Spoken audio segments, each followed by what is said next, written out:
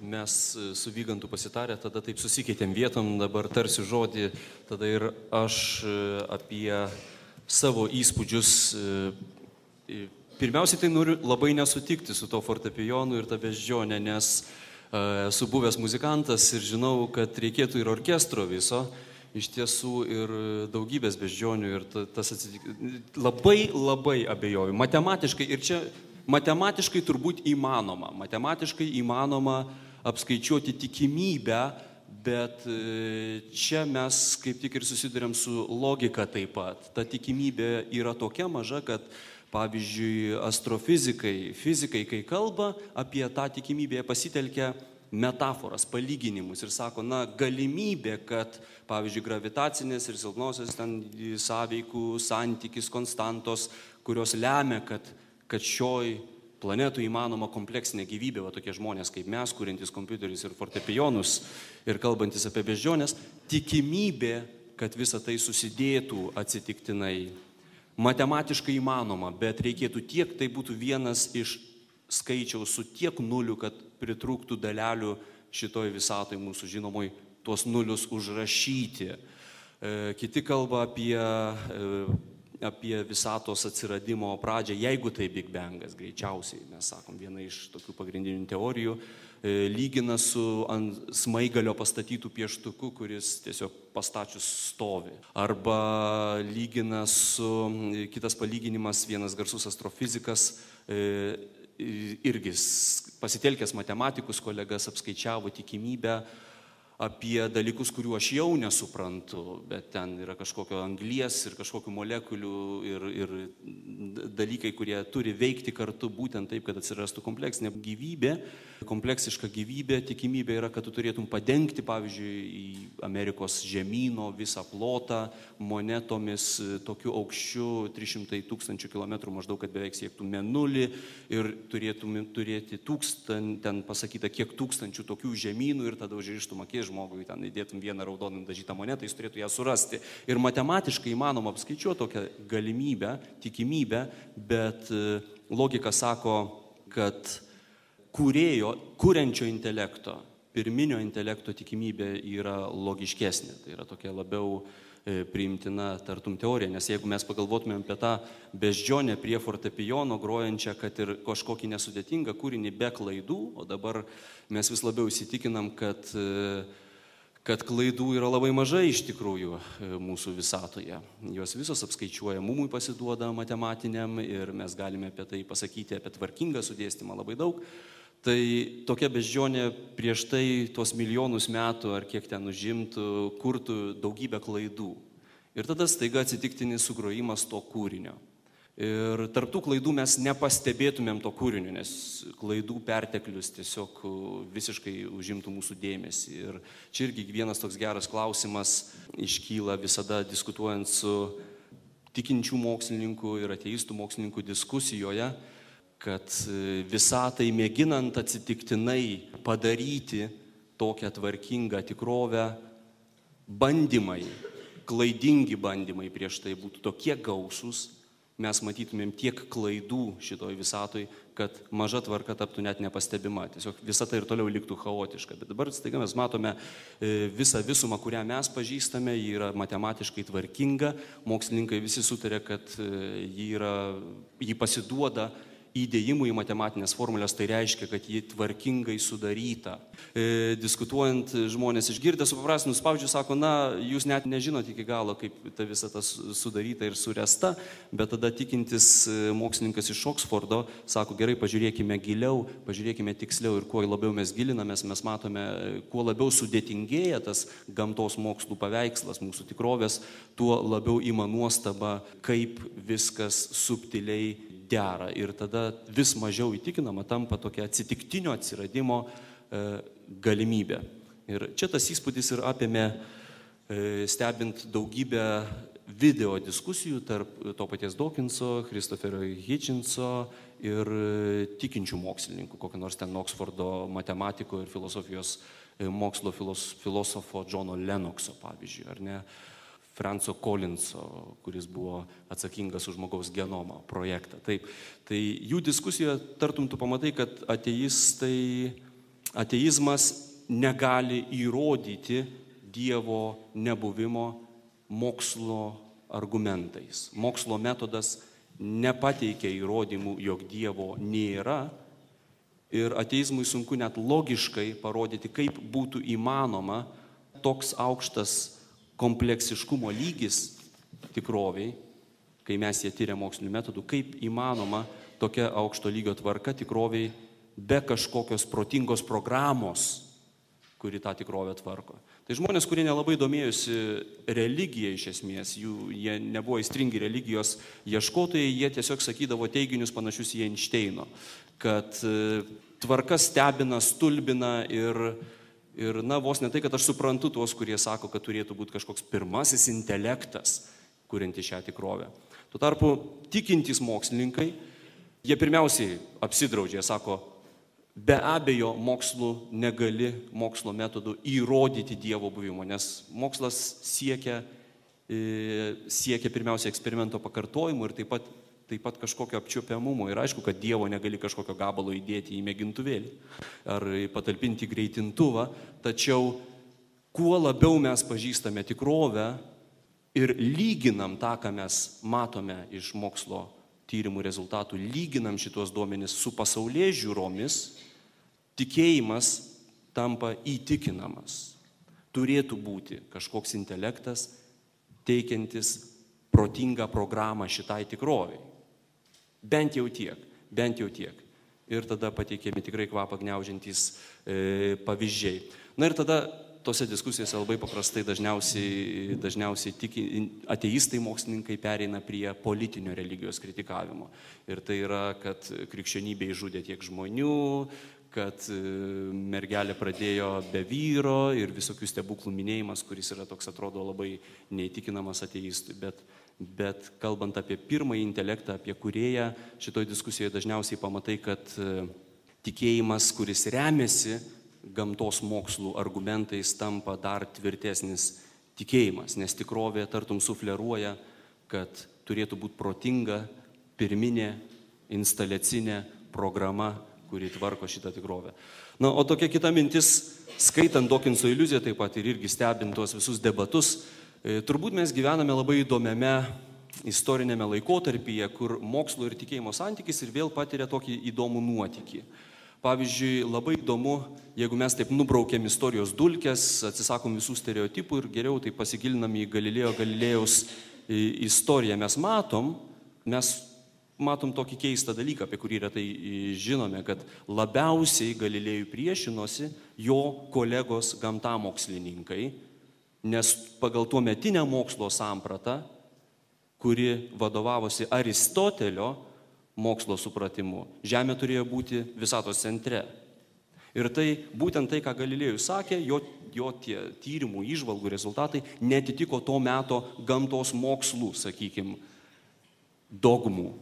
dogmatikos. Ir pirmasis konfliktas, kuris vyko, buvo tarp Galilėjaus ir jo gamtos mokslų kolegų.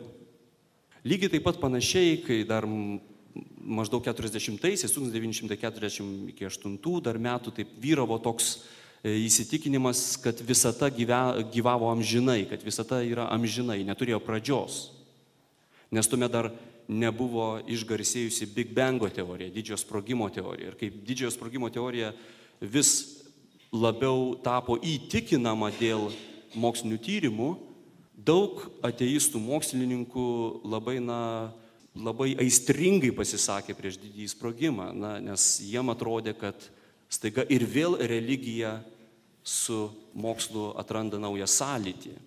Ir įdomu, kad kuo toliau mes sužinome apie kvantinę fiziką ir mechaniką, kuo toliau mes sužinome apie žmogaus genomą, kuo toliau mes sužinome naujus faktus apie tą vadinamą fine tuning, apie tai, kaip vis dėlto šita visata yra paremta ant labai subtiliai derančių principų, tuo įtikinamesni tampa tikėjimo teiginiai apie gyvenimo prasmę, apie kūrėjo buvimą ir netgi apie kai kurių beveik atrodo neįmanomų dalykų įmanomumą.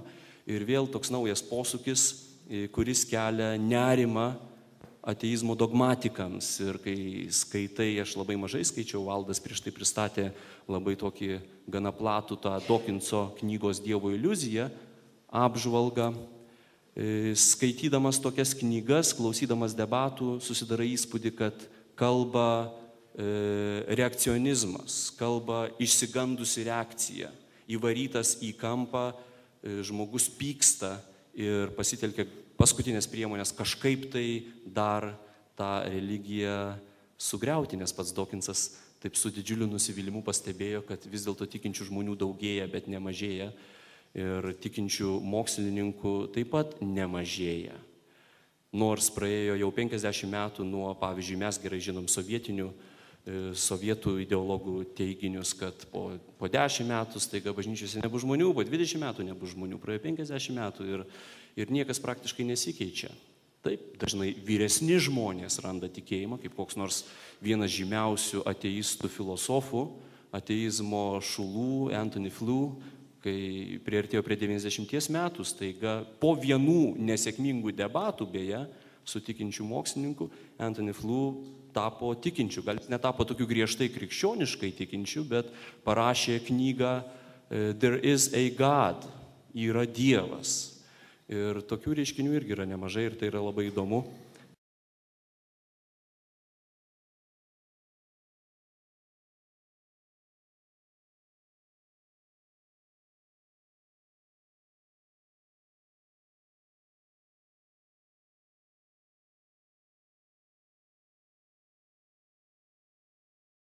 Bet vis tiek pabandysiu pasakyti keletą dalykų, kurie man atrodo svarbus ir galbūt net ir įdomus.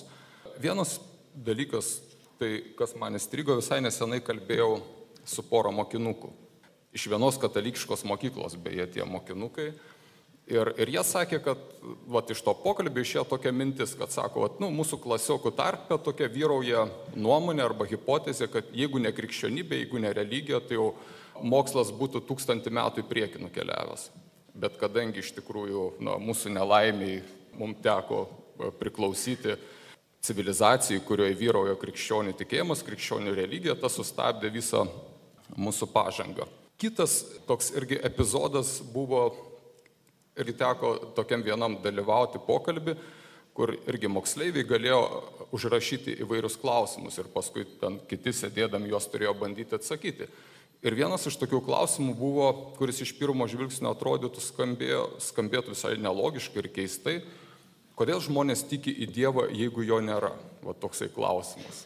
Tai aišku, galima iš karto pasakyti, kad tai nesąmonė, čia nelogiška, užduokit protingus klausimus.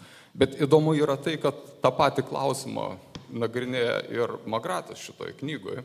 Trečias toks vaizdelis, epizodas būtų irgi nesenai vienoje diskusijoje. Vienas geras bičiulis, irgi mokslininkas, daktaras Vincentas Vobolevičius, kurie klausos Marijos radijo, gal kartais jį girdit, iškėlė tokį klausimą. Kuo skiriasi katalikas, krikščionis, fizikas, biologas, chemikas nuo nekrikščionio, nekataliko, fiziko, biologo, chemiko?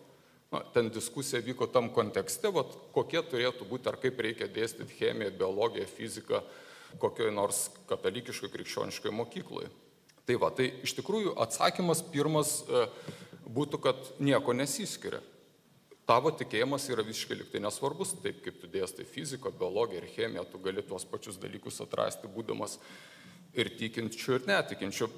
Bet vis dėlto toj diskusijai buvo bandyta rasti atsakymą ir vienas iš atsakymų buvo, kad galbūt tikintis fizikas, biologas, chemikas patiria daugiau atradimo džiaugsmo, nes jam tas pasaulis atrodo nuostabesnis, čia Dievo kūrinys, sukurtas. Toj diskusijai tokia išvada ir buvo pasitenkinta, bet man atrodo, kad ji nėra visiškai tiksli. Pirmiausiai, empiriškai žiūrint, yra daugybė netikinčių mokslininkų, kurie, manydami ir įsitikinę, kad mokslas paneigia Dievą, jie vis tiek labai azartiškai tyrinėja. Jiem ten, pavyzdžiui, žiūrėkit, net jeigu skaitai žinias, čia kai paleido tą greitintuvą Šveicarijoje, kur bando surasti tokią dalelę Higgso bozoną, tai matai tiesiog kaip spindi akis, ten susijaudinę visi laukia, ten ras, neras. Nors dauguma tų žmonių arba didelė bendalis, jie iš tikrųjų yra visiškai netikintis. Tai šitą hipotezę ko gero reiktų atmesti, kad tikintis mokslininkas džiaugsmingiau tyrinėja. prasme, manau, kad ir šitas Dawkinsas, kurį mes čia pliekim, iki šiol irgi ko gero, jis yra evoliucinės biologijos žinovas ir jam labai įdomu, kaip viskas išsivystė, kaip atsirado, reiškia atsitiktinai. Bet čia atskira tema. Tai mintis yra vis dėlto grįžtant prie to, kuo skiriasi, tarkim, tikintis fizikas, biologas, chemikas nuo netikinčio. Man atrodo, pagrindinis skirtumas yra toks, kad tikintis fizikas, biologas, chemikas nemano, kad jis remdamasis fiziką, biologiją ir chemiją gali paaiškinti viską pasaulyje. Reiškia, tuo tarpu dažnai netikintis, kokie nors chemikai mano, kad jis remdamasis chemijos formulėm gali paaiškinti, kas yra meilė. Arba, pavyzdžiui, reiškia, koks fizikas remdamasis vien tik tai fizikos dėsniais mano, kad jis gali paaiškinti ar atsakyti į tokį klausimą, ar egzistuoja laisva valia ar neegzistuoja. Tai čia yra pagrindinis skirtumas ir, tarkim, jeigu esi tikintis, mokytojas, kuris mokai tokių tiksliųjų gamtamokslių dalykų, turbūt didžiausias dalykas, kurį gali duoti mokiniams, tai pirmiausiai nesuklaidinti jų, teigiant, kad čia reiškia meilė, tai yra tik tai cheminė reakcija, pavyzdys būtų tokio mąstymo.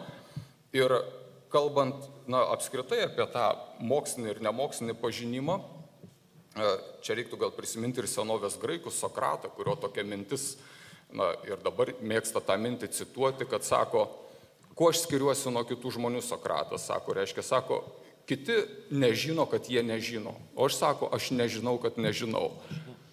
Aš žinau, kad nežinau. Bet Sokrato mintis, jis nenorėjo pasakyti, kad, reiškia, aš nieko nežinau, žinau, kad nieko ne. Jis žinojo, kad kai kuriuos dalykus žino, tačiau jis taip pat žinojo, kad tų dalykų, kuriuos jis žino, nepakanka atsakyti kai kuriems svarbiem klausimam, arba jis turi sužinoti dar kažkokius kitokius dalykus. Ir su kuo mes šiandien susidurėm iš tikrųjų, aš manau, ir jūs esat susidūrę su savo draugais ar bendramžiais, kolegom, kurie yra netiki ir mano, kad mokslas jų netikėjimą arba abejojimą Dievu paremia. Tai toks, reiškia, teiginys, kurį vienas irgi šių laikų, vienas žymiausių fizikų, kuris beirgi yra netikintis, bet yra laikomas vienas garsiausių, čia šalia Dawkinso, jo knyga taip pat irgi Lietuvoje yra populiari ir skaitoma, Stephenas Hawkingas toks yra. Tai jis suformulavo tą mintį taip. Sako, man nėra būtina Dievo hipotezė, kad galėčiau paaiškinti pasaulį. Tiesiog sako, kad reiškia taip, sako, galima kelti hipotezę, kaip čia mes bandėm kelti, kad, pasaulis per daug sudėtingas, per daug kompleksiškas ir jo kitaip nepaaiškinsi, kaip tik tai Dievo buvimu. Tuo tarpu jis pasakytų, kad ne, sako, man ta hipotezė nėra būtina ir jis beje, kaip pasakyti, čia galėtų Artūrai diskutuoti ir su ta Nokia. Tai va, bet mintis yra, kur man atrodo mūsų tikinčiųjų problema yra ta, kad kažkaip pastaruoju metu mes esame į tokį mada, nežinau, ar tokia nuomonė įsivyrojus, kad tikėjimas nėra proto dalykas. Tikėjimas yra širdies dalykas ir, reiškia, svarbu yra jausmai, svarbu yra širdis, o protas, reiškia, jeigu jis yra, tai jis daugiau trukdo tikėjimui negu padeda. Ir tokiu būdu mes iš tikrųjų užleidžiam tas pozicijas, kurias mes turėtumėm ginti, kur turėtumėm parodyti, kad mūsų tikėjimas turi protingą pagrindą. Ir kaip mūsų dabartinis popiežius Benediktas XVI sako, kad iš viso manyti, kad aš savo protų negaliu pažinti tiesos, tai yra tam tikra puikybės forma. Nes sako, kas yra protas? Sako, būtent yra Dievo duota šviesa mums. O mes sąmoningai sakom, ačiū Dieve, mums tavo šitos dovanos nereikia, čia yra jausmai ir taip toliau. Ir tegul visi kiti, kurie mano, kad jie yra protingi, kurie mano, kad mokslas įrodo, kad tavęs nėra, tegul jie tvarko pasaulį.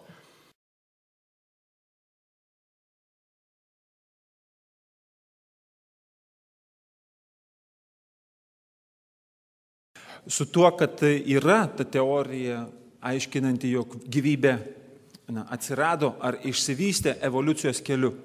Ir lygiai taip pat aš kažkaip neturiu iliuzijų, kad jūs nebūtumėt susidūrę su tuo pirmuoju sukūrimo pasakojimu Biblijoje, kuris yra pradžios knygos 1 skyriuje, kuris piešia visai kitokį vaizdelį, kuris dėsto reikalus visiškai kitaip ir anaiptol nesako, kad žmonėmis pavirto tos beždžionės, kurios spėjo išlipti iš medžio, o visos kitos liko beždžionėmis po šiai dienai.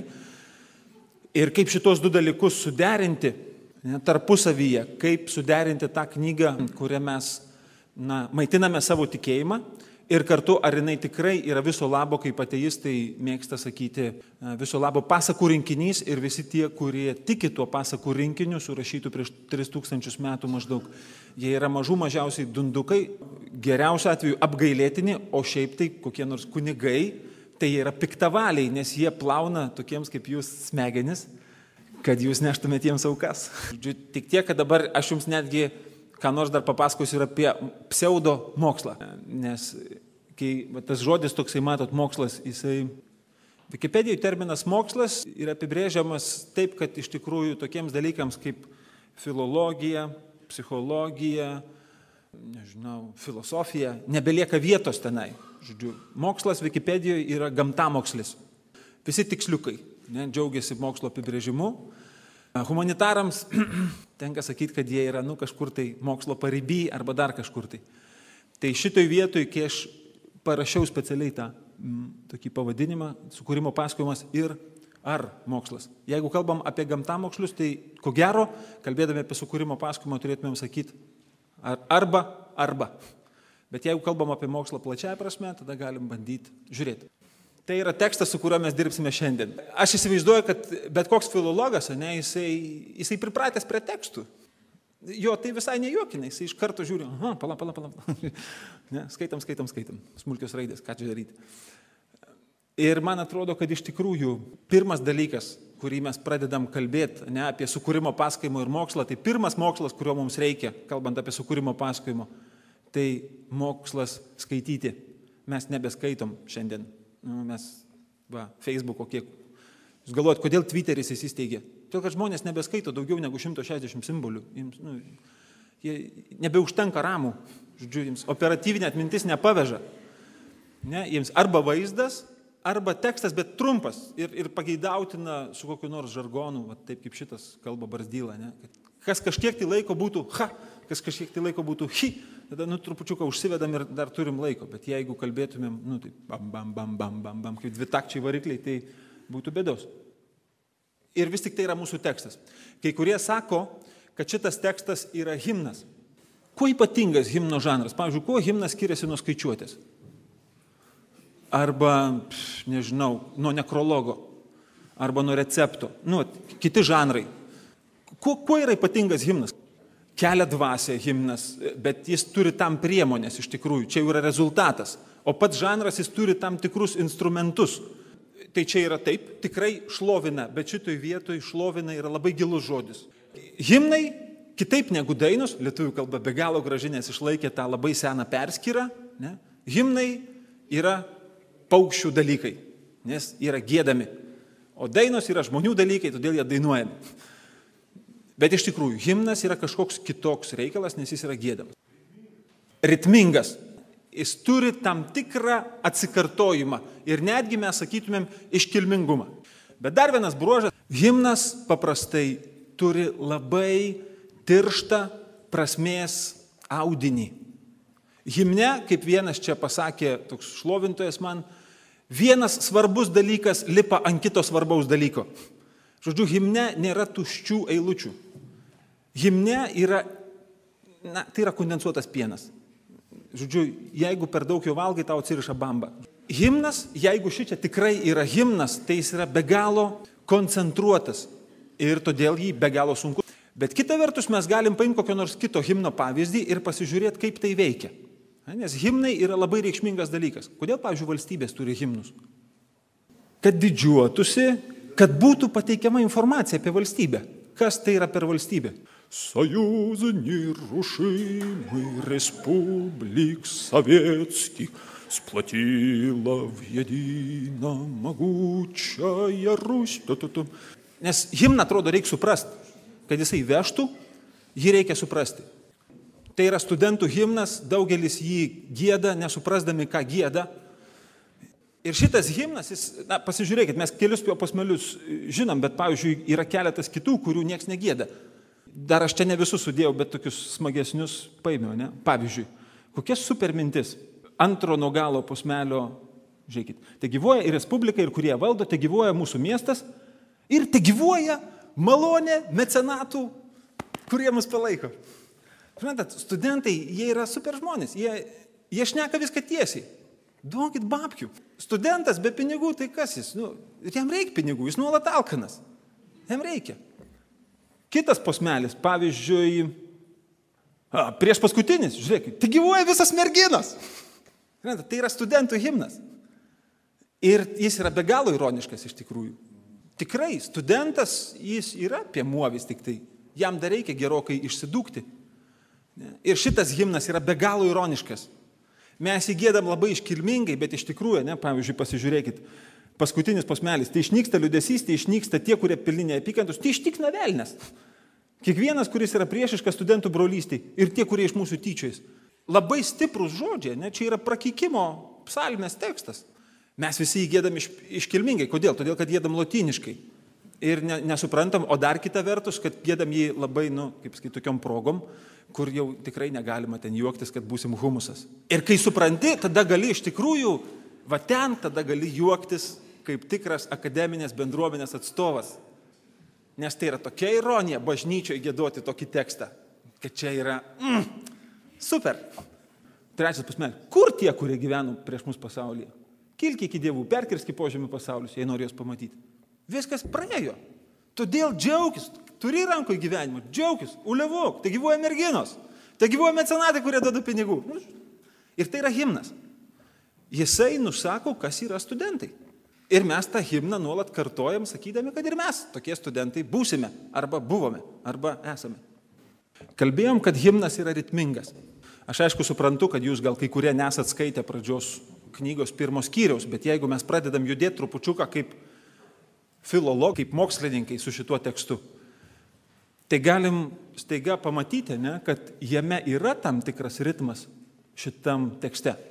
Iš tikrųjų, jeigu mes jį gražiai suskirstytumėm, kaip Ana suskirščiau tekstą posmeliais, matom, paryškintas tekstas labai aiškiai sako, kad buvo vakaras, buvo rytas, 1 diena, 2 diena, 3 diena, 4 diena, 5 diena, 6 diena. Ir netgi kažkur tai turėtų būti 7 diena. Bet 7 diena nėra taip pasakyta, tai nebėra tas priegiesmis. Dar daugiau, kai mes pasižiūrim šitam pasakojime atidžiai, kas yra tos dienos, kurios pabaigą turim tuo priegiesmiu, kas yra tos dienos pradžioj, mes matom, kad ten yra vos ne dar vienas priegiesmis. Angliškai tai būtų galima pavadinti bridžu, sako, bridžas, toks yra terminas, angliškas muzikinis. Mes matom, kad diena užsibaigia, labai aiškių pasakymų ir buvo vakaras, ir buvo rytas, ta diena, ir kitą dieną Dievo pirmas darbas, kurį jis daro, ir tarė Dievas. Ką mes galim padaryti? Mes galim pabandyti susipjaustyti šitą tekstą posmeliais.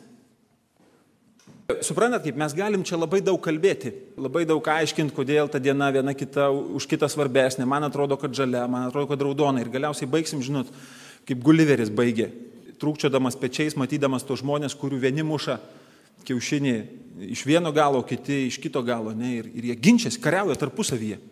Kodėl? Todėl, kad nėra nei vieno argumento, kodėl reikia taip daryti. Jeigu mes esame mokslininkai, mums reikia kriterijaus. Pavyzdžiui, norint nuspręsti, kuri diena yra svarbesnė, mums reikia kriterijaus. Pagal ką nuspręsim? Ir aš jums tai parodysiu vieną kriterijų. Kriterijus yra mygtukas Enter. Tik jį reikia padėti tinkamoj vietai. Žiūrėkit, Biblijoje teksto ilgis beveik visada yra svarbumo kriterijus.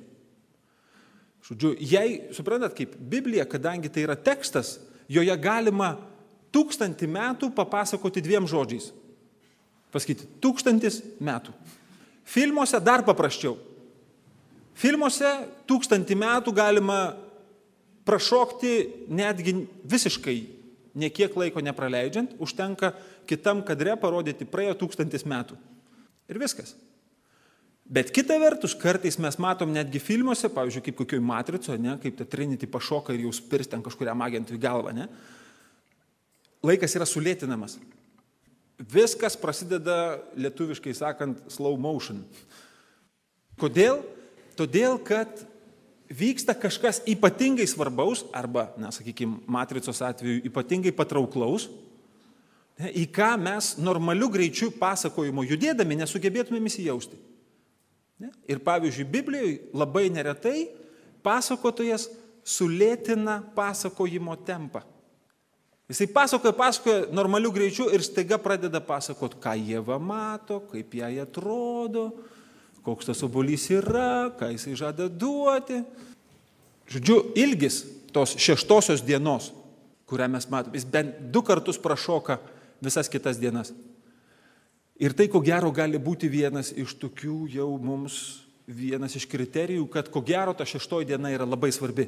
Bent jau svarbesnė už kitas dienas. Jo labiau, kad žiūrėkit, kitose dienose, matot, yra viso labo po vieną kartą ta pradžia, ne? Ir tarė Dievas. 6 diena, atrodo, jinai yra per ilga ir reikia vos ne 4 pradžių. Vieną kartą ir tarė, kitą kartą ir tarė, 3 kartą. Tie, kurie atidžiai skaito šitą pasakojimą, jie mato, kad atsikartoja dar vienas, ne tai, kad priegiesmis, bet labai atrodytų irgi labai svarbus sakinys, kuris rodo, kaip Dievas mato visą tai, kas yra sukurta. 7 kartus. Super svarbus žodis ir skaičius. 7 kartus sukūrimo pasakojimą Dievas mato, kad tai gera. Bet žiūrėkit paskutinį kartą. Ir matė Dievas visą, ką padarė ir štai labai gera. Paskutinis, tas gera, jisai apima visą tai, kas sukurta. Nežinau, man atrodo, kunigas Andrius jums čia tik ką šnekėjo apie tai, kas, ne, kad visa tai, kas yra sukurta, ne, yra gera ir kad tai turi tikslą ir taip toliau, ir taip toliau. Tai tas hebrajiškasis žodis tov, jis yra be galo stiprus, jis toksai yra nieko nereikalaujantis, žodžiu. Ir vat Dievas 7 kartus pasako, kad tai yra gera. Ir pavyzdžiui, žiūrėkite, ne, 3 diena ir 6 diena turi po 2 kartus gerą. Ir čia, aišku, tie, kurie bando gyventi pagal šventraštį, jie netgi savo savaitę statydami, jie pradeda sakyti, kad va ta 3 biblinė savaitės diena ir 6 biblinė savaitės diena ypatingai geros. Kodėl? Todėl, kad jūs turi po 2 gerą, kai buvo kuriamas pasaulis.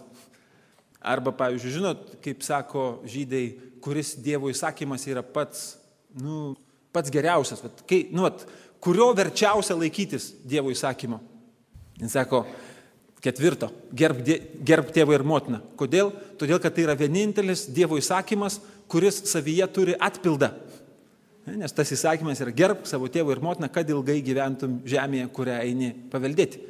Ir jie sako, šitas yra pats geriausias, nes jis yra su atpildu. Visi kiti tai šiaip sato. Vykdyk, o šitas vykdyk ir gausi kažką tai. 5 ir 6 dieną. 5 dieną Dievas sukuria visą gyvūniją, 6 dieną jisai sukuria žmogų. Yra labai įdomu, ne, kad Dievas palaimina tuos gyvūnus. Žodžiu, labai ten ta 5 diena tokia, aš atsiprašau, čia žinokit, yra pažodinis vertimas, tai čia tokių labai juokingų žodžių yra. Pavyzdžiui, ta 5 diena yra, te priknipžda vandenys knipždalų, kurie turi gyvybės alsavimą ir sparnuočiai te plasnuoja viršum žemės ant veido skliauto dangaus ir buvo taip. Ir sukūrė Dievas jūros pabaisas didelės ir turinčias gyvybės alsavimą, ropojančius, kurie knipžda vandenyse pagal jų rūšį ir visus plasnuojančius sparnuočius pagal jų rūšį. Ir matė Dievas, kad gera, ir palaimino Dievas juos, ne, visus va tos sukurtuosius. Bet po to, kai Dievas sukuria žmogų,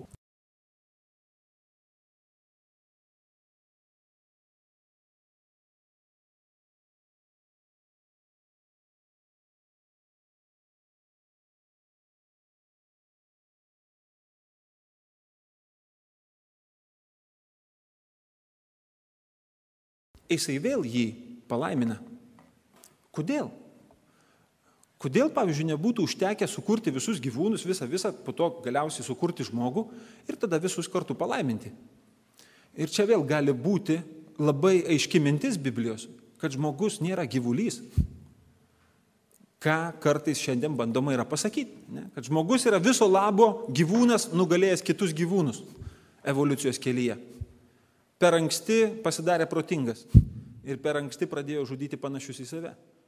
Bet, maždaug, kai kurių nuomonė, žmogus yra tas pats gyvulys, viso labo vaikštantis 2 kojom kaip kengūra ir pavargęs šokinėti, todėl nusprendė žingsniuoti.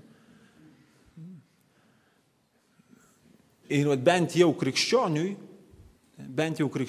žiūrint labai tokiu paprastu ir netgi sakyčiau, šitoj vietoj galėtumėm sakyti moksliniu žvilgsniu. labai aiškiai šitas tekstas, ne, šita labai gili įžvalga į pasaulio kilmę, ne, į pasaulio atsiradimą, labai aiškiai sako, kad žmogus tikrai nėra gyvulys. Čia vėl, ne, kai aš sakau, kad mokslinį atsakymą duoda Biblija, tai šitoj vietoj aš labai noriu pabrėžti, kad tai nėra gamtamokslinis atsakymas. Tai yra Biblijos mokslo, arba netgi galėtumėm dar plačiau sakyti, kalbos mokslo sakomas atsakymas, žiūrint į šitą pasakojimą.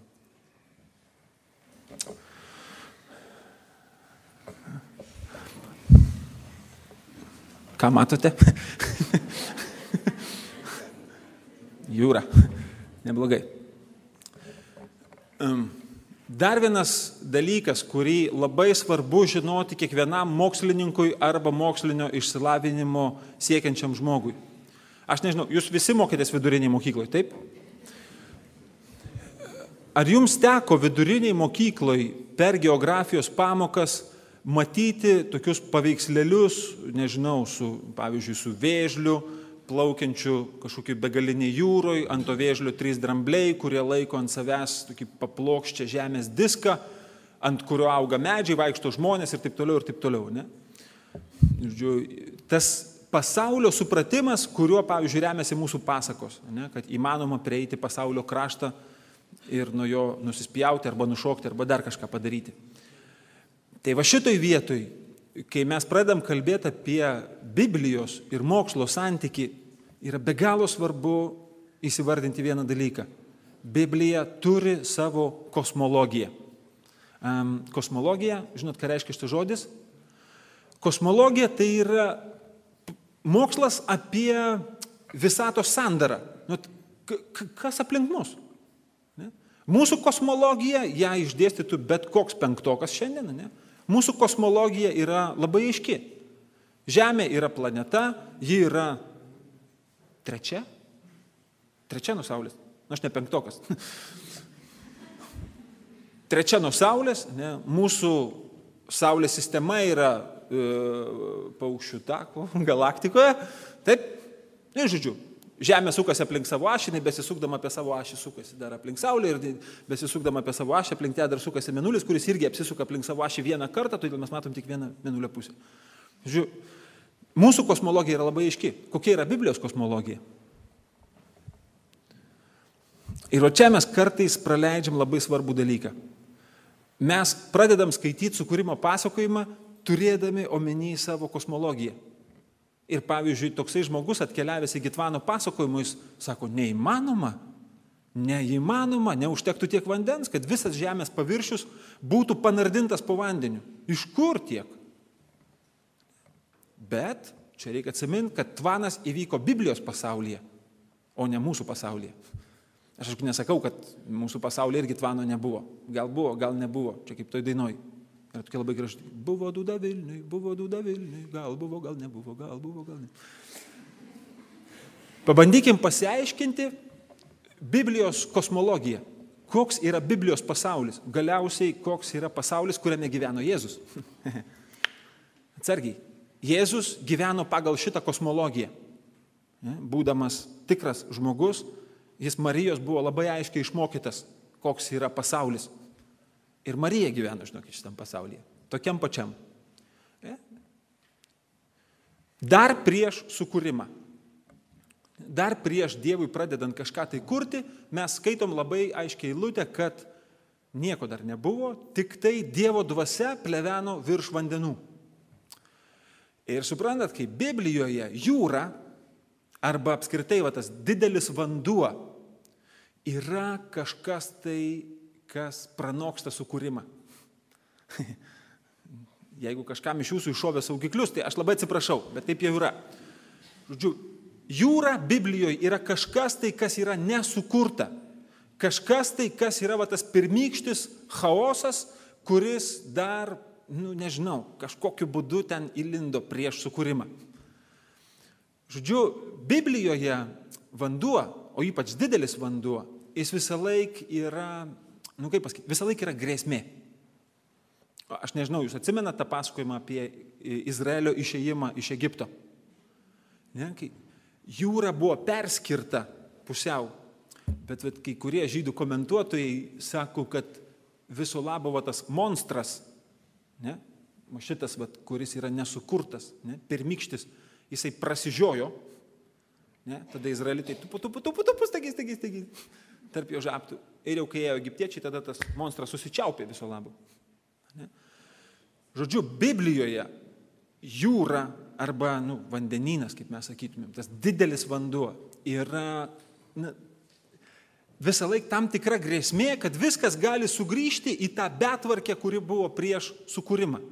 Kad Dievo sukurtas pasaulis, jį iš esmės reikia išsaugoti šitą tvarką, kuri pasaulyje yra. Ir pirmas Dievo padarytas darbas, jis įsako, tebūnie šviesa. Taram, čia šviesa, nematot šviesos? Aš irgi ne. Matyt, todėl, kad dar nėra saulės. Irgi, pirmą kartą man šitą klausimą uždavė 8-okas per sutvirtinimo pamoką. Ir aš labai užskaičiau, sakiau, čia žmogus tikrai skaito. Ir jo klausimas buvo, kunigelgi, o kaip čia yra, kad šviesa 1 dieną, o saulė tik tai 4. Ne? Šviesa Biblijoje sukuriama 1 dieną, saulė tik tai 4 dieną.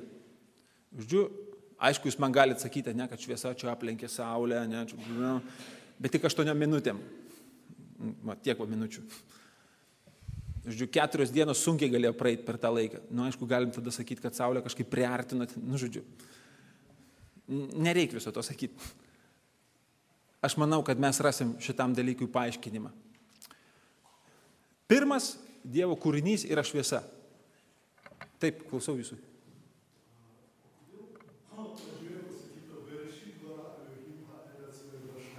Aha. Taip. Gerai. Galim, jeigu taip norit, galim pagrįžti šiek tiek atgal.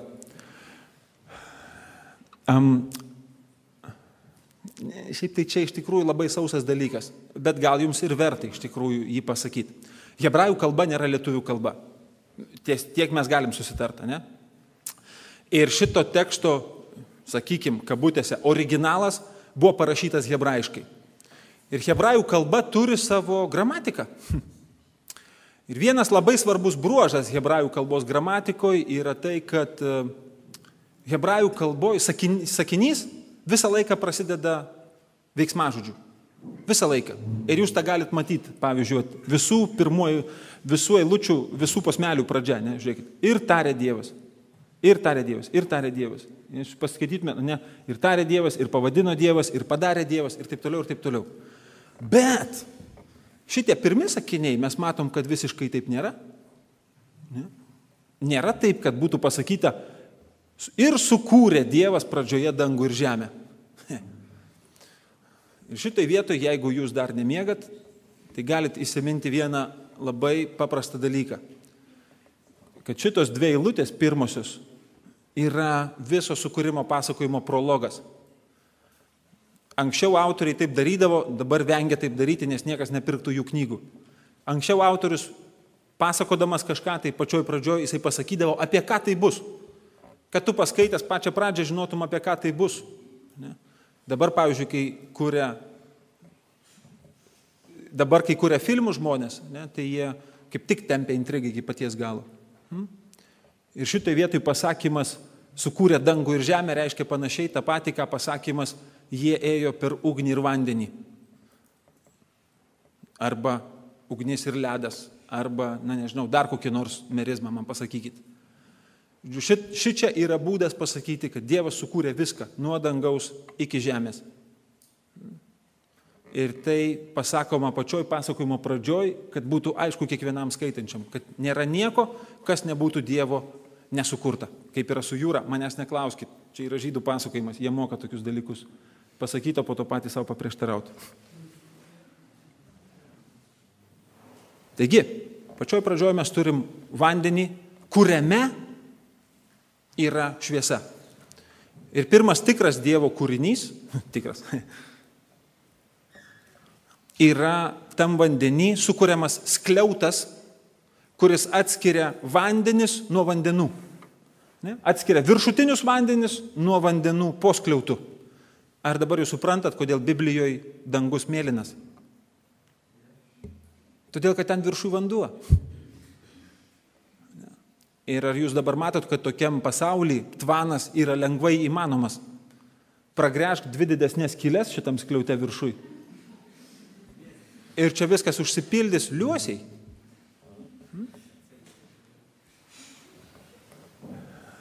Toliau Dievas sako, te būna surinkti visi vandenys ir te pasirodo sausuma. Ir aišku, šita sausuma, jinai negali kaip kokia bandutė plaukioti ant vandens. Žodžiu, psalmėse daugiausia mes skaitom apie pasaulio stulpus.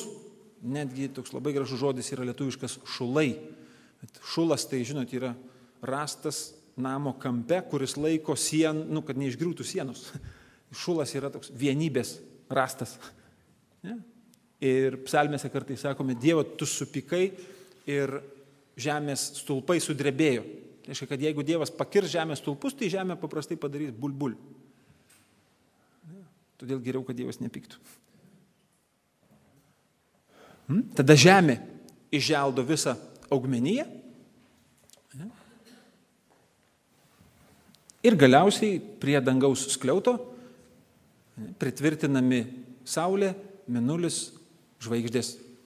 Netgi kai kurie sako, kad žvaigždės yra viso labo tokios skylutės pragręžtos tam skliaute, nes Biblijoje, kai mes skaitom apie lietų, labai dažnai minimos žvaigždės kartu. Ir čia kai kurie sako, kad gali būti, jog tas žydų supratimas buvo, kad žvaigždės yra viso labo skylukės, ne, per kurias žemė yra drekinama.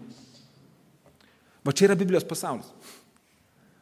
Va čia yra pasaulis, kuriame gyveno Jėzus, Marija, Juozapas Šventas.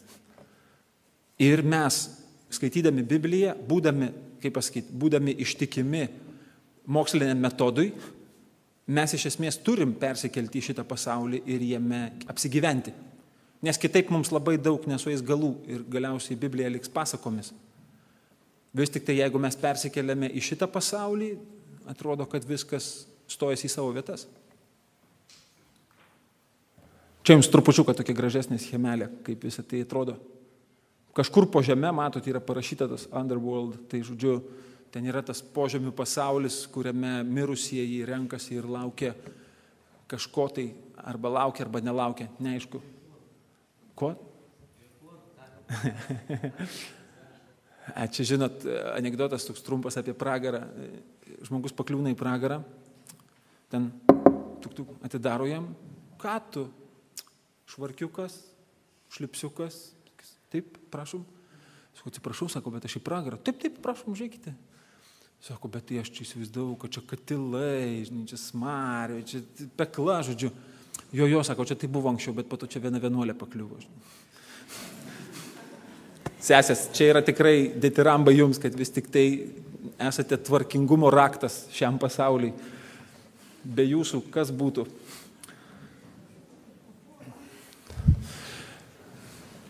Gerai, ir galiausiai, prieš paskutinis dalykas, kalbant apie šitą pasakojimą, tai yra vis tik tai, atrodo, kad šitas pasakojimas tikisi iš skaitytojo, kad jis turės daug labai operatyvinės atminties ir atsimins, ką yra skaitęs, netgi perskaitęs pusę šito pasakojimo. Nes mes matom, kad pirmąją dieną yra sukurta šviesa, o 4 dieną yra šviesuliai, kurie atrodo tą šviesą valdo, ne, kurie tą šviesą sustiguoja, suskirsto ją, padaro ją tvarkingą. 2 dieną yra sukuriama vanduo, ne, atskiriamas vanduo nuo dangaus. 5 dieną yra sukuriama žuvis ir paukščiai. Tie, kurie tenai gyvena, knibždalai visi. Galiausiai 3 dieną yra sukuriama sausuma ir visi augalai. Tuo tarpu 6 dieną, kur yra kaip atitikmuo tos dienos, sukuriamas žmogus. Ir čia vėl, man atrodo, yra labai gražus dalykas šitam pasakojime. Kaip yra rodoma, kad mes esame atsakingi. Šviesuliai yra, taip, labai čia taip, naiviai šnekant, šviesuliai yra atsakingi už tai, kad šviesa būtų tvarkinga. Tai pavyzdžiui, jeigu tu esi tautos šviesulys, tai reiškia, tu esi atsakingas už tautos šviesą. Arba, pavyzdžiui, jeigu tu esi kaimo šviesulys, tai gali būti, kad esi atsakingas už kaimą. Ir čia yra tikrai gilu. Jo labiau, kad jeigu mes esam žmonės, tai atrodo, kad šitas pasakojimas, neviniodamas į vatą, sako labai aiškiai. Jūs esate atsakingi už visą kūrinyje. Ir pagaliau grįžtant prie tamstos klausimo, kuri svarbiausia diena. Aš manau, kad mes visi sutinkame, kad Biblijos savaitė yra 7 dienų savaitė, taip? 7 dieną Dievas veikia ką? Ilsėjusi. 7 dieną Dievas ilsėjusi. Dabar gal kažkas tai iš jūsų prisimenate Evangelijos ištrauką, kur yra pasakojama apie Jėzaus prisikėlimą. Ar maždaug prisimenate tą tekstą? Tai dabar jūs man pasakykite, aš jums nepasakysiu pradžios tos eilutės, jūs ją prisiminkit, bet aš jums pasakysiu, tos dienos rytą, labai anksti, rytų dar neišaušus, moteris atėjo prie kapo. Pirmosios savaitės dienos rytą. Ok. Tiek mes išsiaiškinom. Ir šitai vietoj tie, kurie supranta rusų kalbą, jiems trupučiuką lengviau. Tie, kurie nesupranta, gali bandyti kreiptis į anglų kalbą. Ten irgi nėra to skaitinio dienos pavadinimo. Angliškai mes sekmadienį vadiname Sunday. Rusiškai Voskresenije. Labai gilus terminas, ne? Prisikėlimo diena. Jinai yra pirmoji diena. Gerai?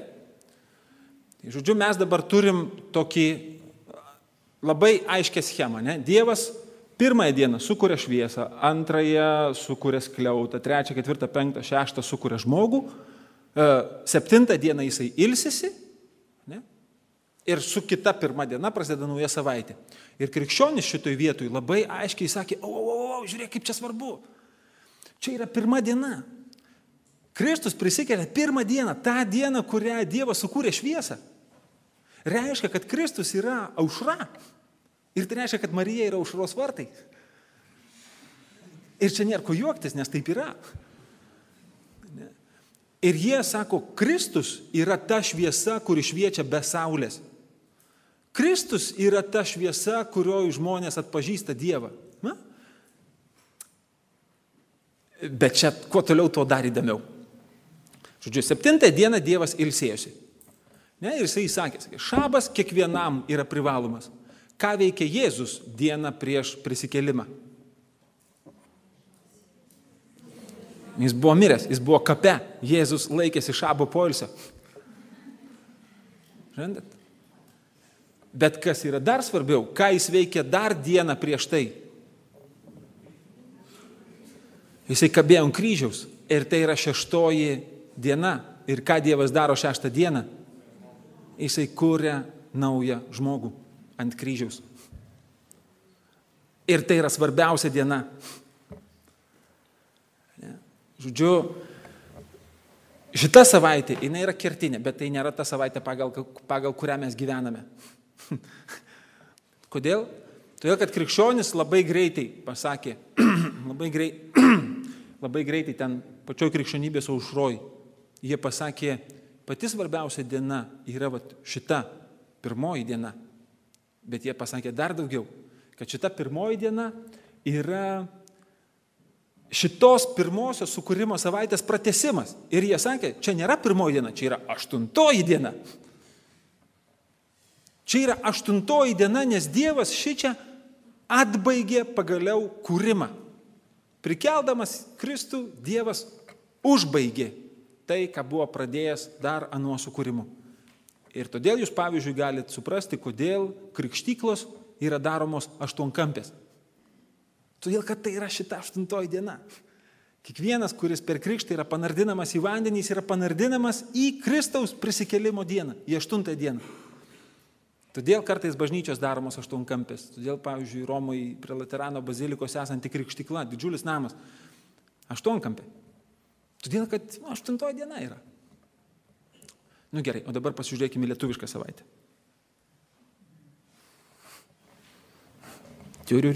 Viskas. Čia paskutinės skaidrės. Baigiau praktiškai. Čia tik tai, kad jums trupučiuką viską sujaukčiau. Mūsų pirmadienis yra antroji Biblijos diena. Nes pirmoji biblinė savaitės diena yra mūsų sekmadienis, Vaskresėnija, Sunday. Kas tik norit, bet kokia kita kalba, tik ne lietuvių. Ir todėl mums iš tikrųjų nuolat sukasi, pjaunasi visą savaitę, nes mes galvojam, kad šabas tai yra šeštadienis, tai yra šešta diena. Ne. Kai tik jūs skaitot apie šabą, jūs skaitot apie 7 sukūrimo savaitės dieną, tą dieną, kai Dievas ilsėjosi. Gerai, čia porą resursų jums, jeigu kada nors ieškosit informacijos, kur nors šiaip nesusijusios su šitą paskaitą, bet maždaug 2 svetainės, kurios galbūt šiek tiek susijusios su jūsų amžiaus grupe ir kartais su jūsų keliamais klausimais. Aš labai atsiprašau, kad užtempiau. Andrius irgi ten